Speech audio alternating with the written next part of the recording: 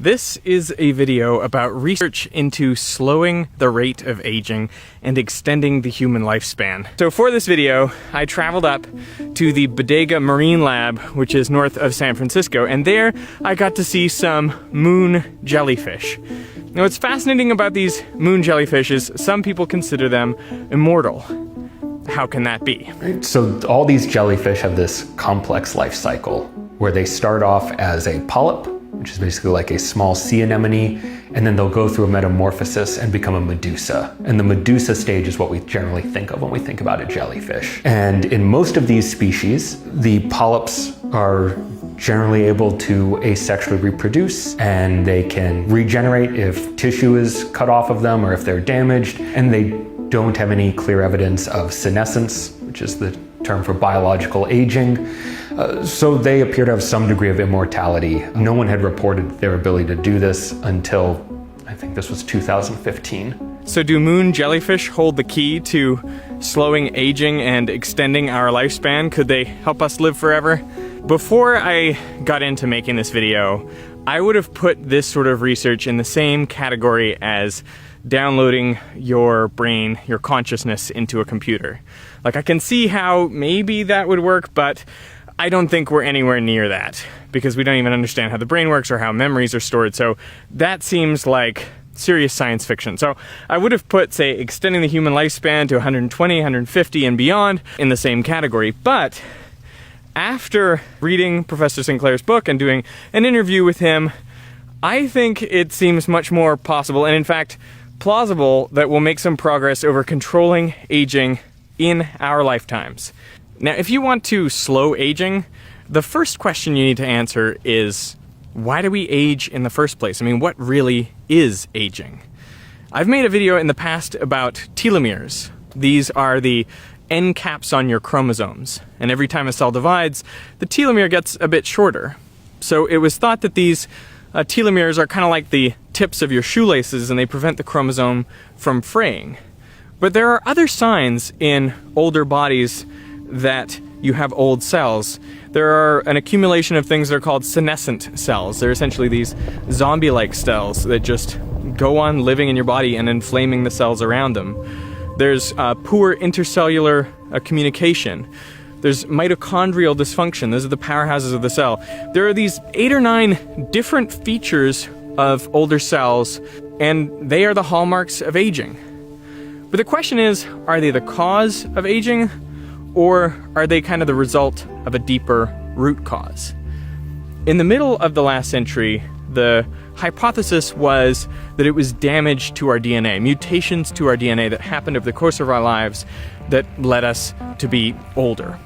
But evidence since then has suggested that that is not really the case. I mean, you can take an adult cell and you can clone it into a new organism. And that organism appears to live about as long as non-cloned organisms of the same species. Now the first sheep, Dolly the sheep, had a short lifespan. She died early. But cloned animals, you can now clone a monkey, you can clone dogs. In fact, Barbara Streisand, the actress, she cloned her dogs. And they're expected to live a normal lifespan. So in that way, it seems like all the information is still there in the DNA. So if we're not losing information in our DNA, then what is the reason for aging? Well, Professor Sinclair suspects that it's a loss of information, but not the information in our DNA, in our genome. No, Professor Sinclair suspects that the loss of information is in our epigenome. So what is the epigenome? Every cell in your body has the same DNA, but different cell types have different epigenomes. They have different ways of packaging that DNA, coiling up, a lot of it so that it's not red, and leaving some parts of the DNA spooled out so it's easier to transcribe and turn into proteins and run that cell. So the epigenome is responsible for turning on or turning off different parts of the DNA. And the way it does that is with proteins called histones that essentially the DNA is wrapped on, and also things like methylation. So there's these chemical signaling markers which are placed on the DNA in certain positions. So the idea is when your body is first forming, The epigenome is what tells your cells what type of cell to be. But as you get older, Professor Sinclair's hypothesis is that we are losing information in the epigenome. And that's important because if a skin cell needs to remain a skin cell, that's the epigenome. And if you don't have the epigenome, the skin cell will forget what type of cell it is. And it might turn into a brain cell, which may not be that bad, but if your brain turns into a skin cell, you've got a problem.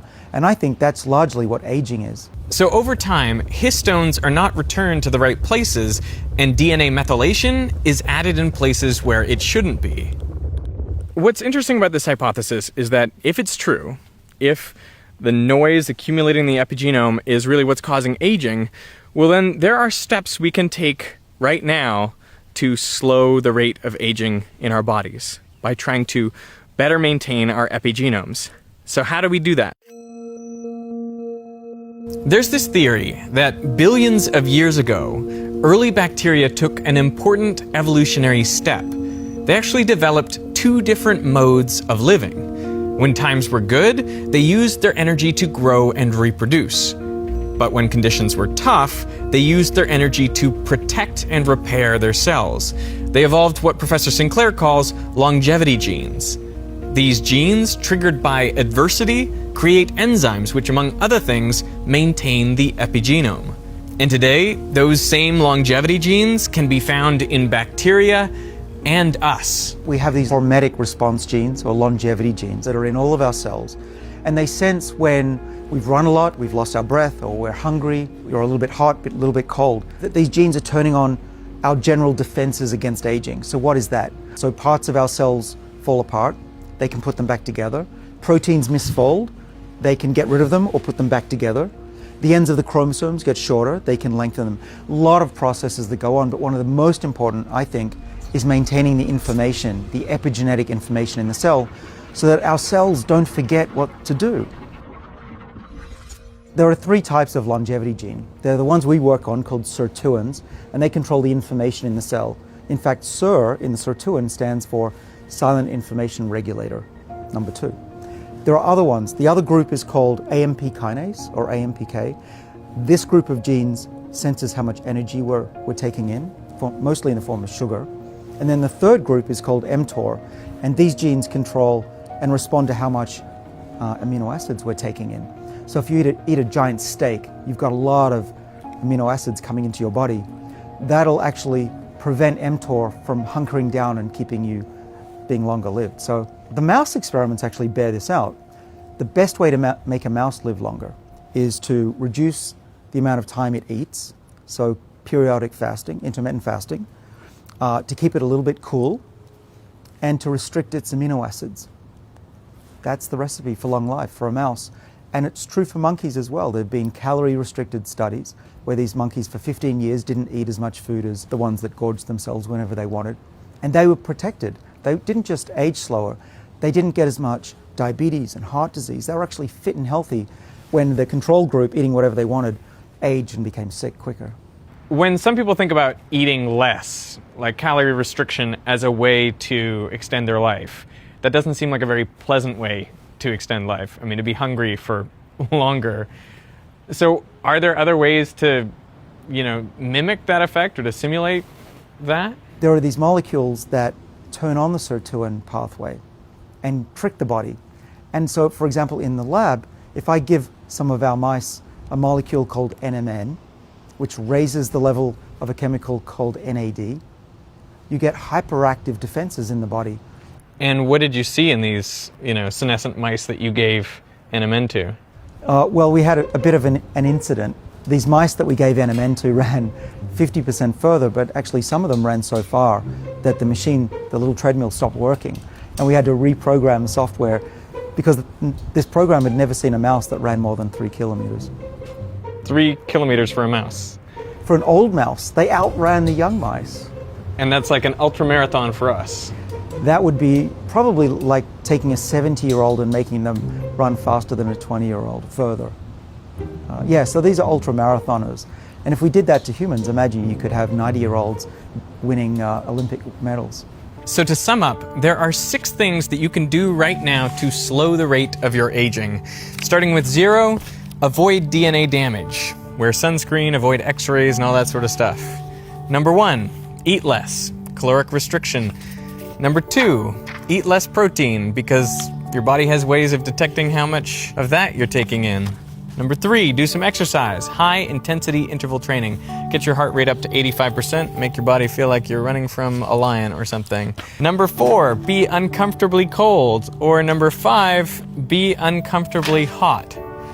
All of these things will trigger your body's longevity genes into maintaining your epigenome, going into repair and protect mode rather than grow and reproduce. And if you think about those things, those are generally all the things that we don't do.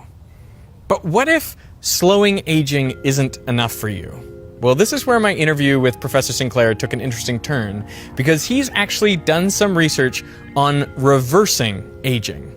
So how would you do that? Well, effectively, you would need to take the epigenome and reset it back to an earlier time. But how is that possible? Back in 2012, a scientist named Yamanaka received the Nobel Prize for discovering 4 factors which, when applied in a gene therapy to an adult cell, would reset the whole epigenome back to how that cell was when it was an embryo. So it is what is called a pluripotent stem cell. Now, you wouldn't want to apply that to your entire body because, well, then you would turn into a giant tumor because your cells wouldn't know how to differentiate. But it does suggest that there are ways of resetting your epigenome, and they could be the key to reversing aging. The big breakthrough that we just had in my lab was to reprogram the eye of a mouse. And the eye, we chose the eye because that's a very hard thing to fix, right? If you go blind when you're older, we think that's a one-way thing. You're never going to recover your vision. But we decided, let's try it anyway. Let's go for broke. So we put a gene therapy in the eye of old mice, turned their retinas to be young again, reversed aging in their retinas. So those 1-year-old mice went back to about 2 months. And guess what? Those mice could see again, just like they were young again. So Professor Sinclair claims that his gene therapy reversed aging in the mouse's eye and allowed it to see again. But applying a gene therapy to every one of your trillion cells is pretty impossible. So in order for this to actually work and reset an entire body, you would need another way. And this is where the jellyfish come in. Because moon jellyfish, any cell in an adult jellyfish can actually be reset into an earlier stage of its life cycle. It can become a polyp again. So it seems like the jellyfish are actually capable of activating something like the Yamanaka factors and resetting their epigenomes to an earlier time in their lives. If we're able to figure out how they do that, well then maybe we could do the same with our own cells.